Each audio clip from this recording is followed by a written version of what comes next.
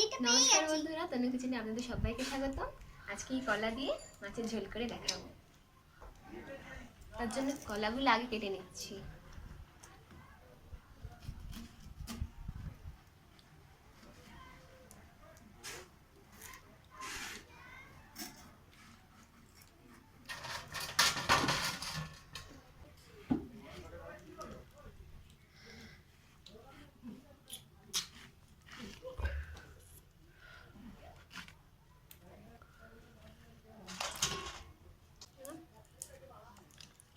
এর মধ্যে এবারে লবণ দিয়ে দিচ্ছি আর দিয়ে দিচ্ছি হলুদ।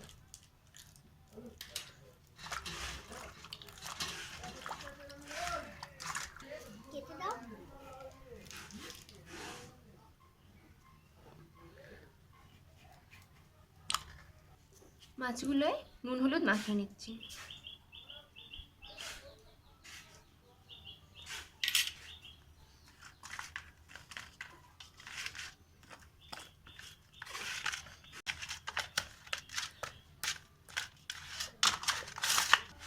প্রথমে মাছটা ভেজে নেব, তার জন্য কড়াইতে তেল দিয়ে দিচ্ছি।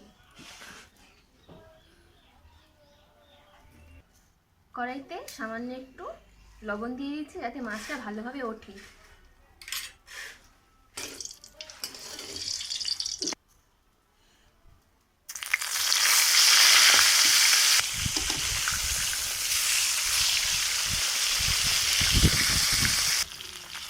ভাজা হয়ে গেছে, এভাবে সব কিছু মাছ আমি ভেজে নিচ্ছি।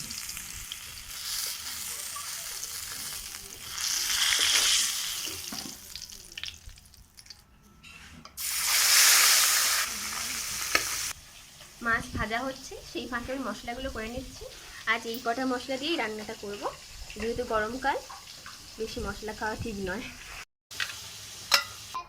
মাছ ভাজা হয়ে গেছে, এবারে এই তেলের মধ্যে আমি 5 ফোড়ন দেবো, তেজপাতা দেবো আর দেবো কাঁচা লঙ্কা।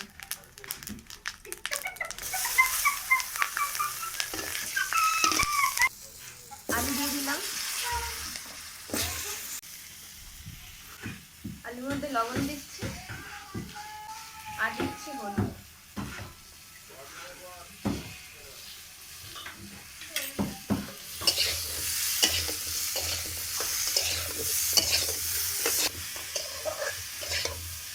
আলু এবারে কষানোর মতো হয়ে গেছে, এবার এর মধ্যে কলাগুলো দিয়ে দেবো।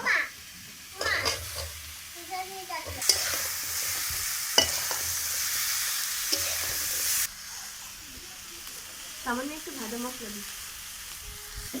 মশলা কষিয়ে নেওয়া হয়ে গেছে, এবার আমি জল দিয়ে দিচ্ছি।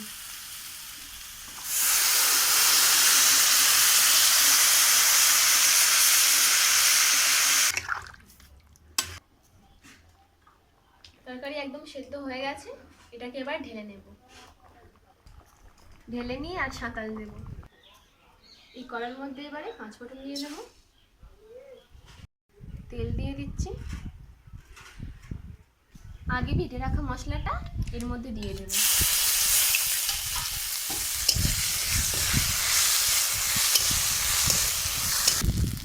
মশলাটা ভেজে নেওয়া হয়ে গেছে, তরকারিটা আমি এবারে এর মধ্যে সাঁতাল দিয়ে দেবো।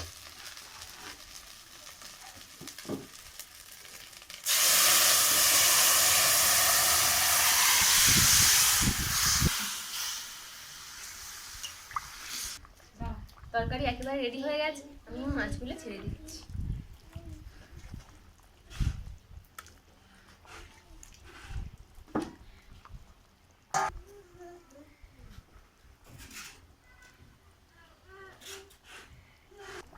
ঝোল একেবারেই রেডি। মাছ দেওয়ার পর আর বেশিক্ষণ ফোটাবো না, এবারে নামিয়ে নেব। এই বন্ধুরা, ভিডিওটি যদি ভালো লাগে তাহলে লাইক, কমেন্ট, শেয়ার, সাবস্ক্রাইব করে পাশে থাকার অনুরোধ রইল। আজ এই পর্যন্ত, আবার দেখা হবে অন্য কোনো